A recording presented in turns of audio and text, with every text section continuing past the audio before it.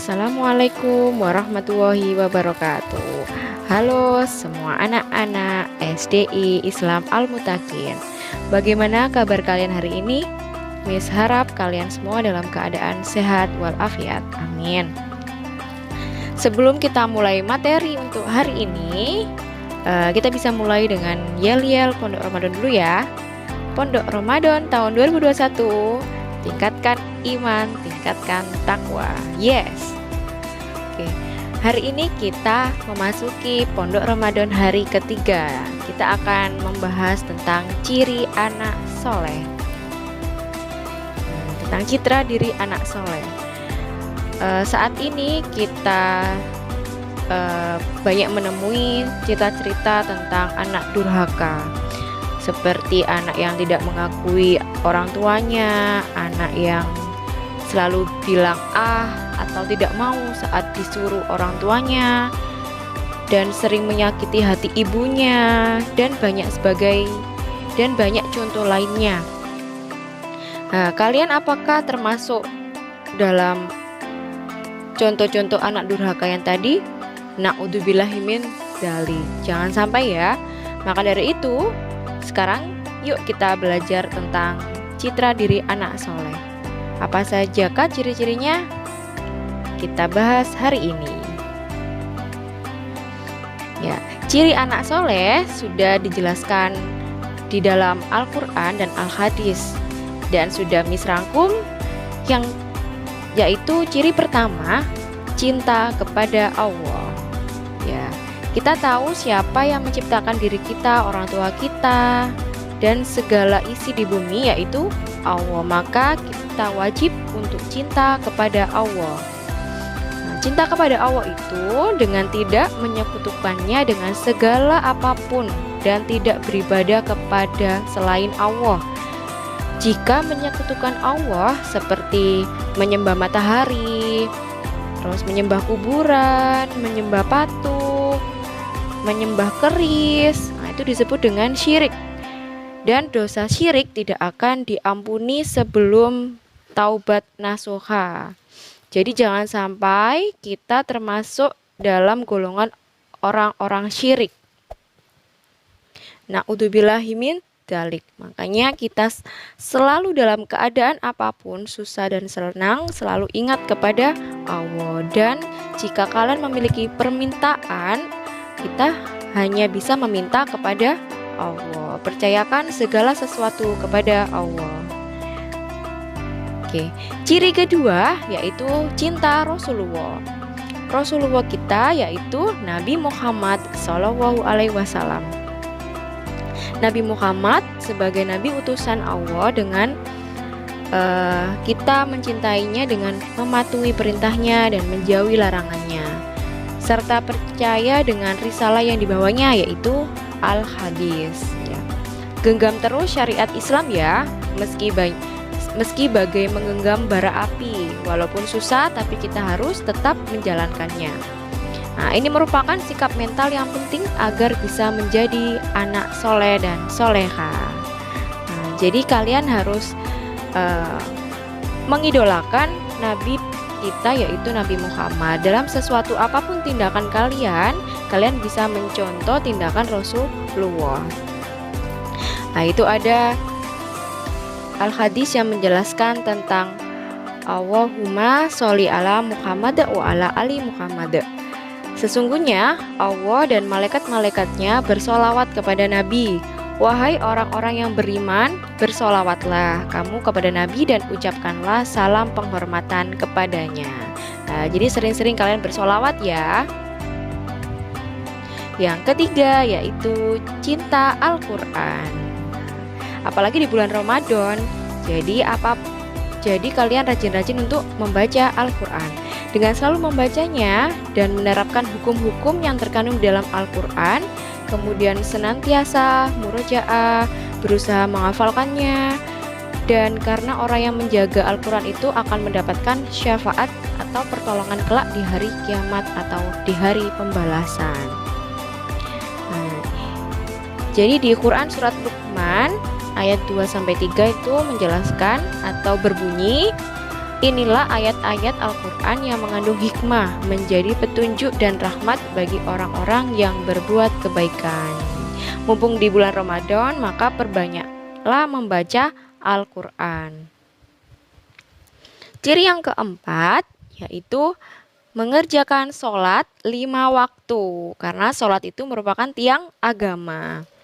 Nah, mengerjakan sholat 5 waktu dengan tidak sekalipun meninggalkannya, serta mengerjakan sholat-sholat sunnah bagi anak laki-laki berjamaah di masjid dan anak perempuan sholat di rumah secara tepat waktu. Ya, jadi jangan sampai kalian lalai untuk sholat, karena sholat itu adalah tiang agama. Keutamaan sholat 5 waktu. Nah, ini ada cerita dari hadis Nabi.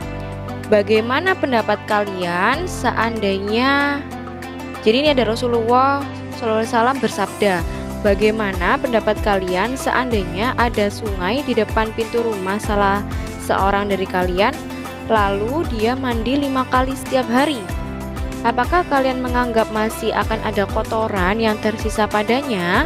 Nah, kemudian para sahabatnya menjawab, tidak akan ada yang tersisa sedikit pun kotoran padanya. Lalu Nabi Muhammad bersabda lagi, seperti itu pula dengan sholat 5 waktu. Dengannya Allah akan menghapus semua kesalahan. Jadi itu terdapat pada hadis Bukhari 497 nomor 528. Ya, jadi sangat penting ya sholat 5 waktu untuk menjaga hati kalian agar tetap bersih. Ciri yang kelima yaitu berbakti kepada orang tua. Ini orang yang terdekat dengan kita, yaitu ayah dan ibu kita yang tidak akan pernah yang selalu menyayangi kita dalam keadaan apapun. Berbakti kepada kedua orang tua itu dapat dengan mematuhi perintahnya, tidak menyakiti hati mereka, selalu berbuat baik kepada mereka, berusaha menyenangkan hati orang tua dan tidak menyusahkan terhadap keduanya.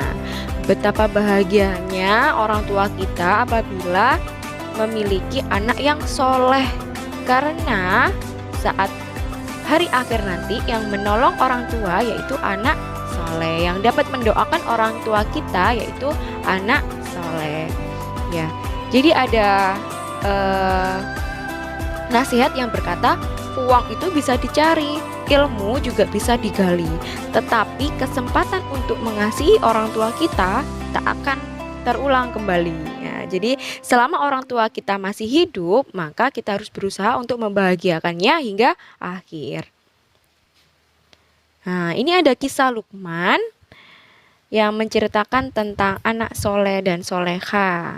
Ciri-ciri anak soleh dan soleha ini dijelaskan dalam Al-Quran pada surat Luqman dari ayat 12 sampai 19. Nah, Luqman ini bukan rasul atau nabi, tetapi cerita atau hikmah yang Allah karuniakan sungguh layak kita teladani. Luqman ini adalah seorang ayah yang dikenal memiliki segudang nasihat dalam mendidik anaknya. Nah, apa kalian penasaran dengan ceritanya? Kita simak ceritanya kali ini. Nah, ini ada cerita dari Luqman dan anaknya saat mempunyai keledai. Jadi ini suatu hari Luqman dan anaknya itu berjalan ke pasar dengan membawa keledai. Nah, pertama itu Luqman dan anaknya menaiki keledainya. Nah, kemudian orang-orang di pasar itu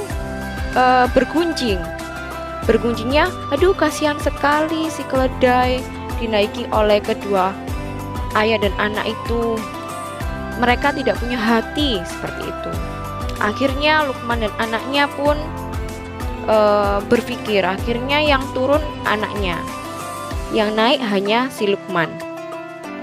Kemudian ada lagi yang berkata, wah itu anaknya kasihan, yang naiknya hanya bapaknya tidak baik dengan anaknya, seperti itu. Akhirnya Luqman pun yang berganti turun dan anaknya yang naik. Dan orang-orang tetap bercemooh atau menggunjing. Itu anaknya tidak tahu malu, ke orang tuanya disuruh berjalan malah anaknya yang menaiki keledai. dasar anak durhaka.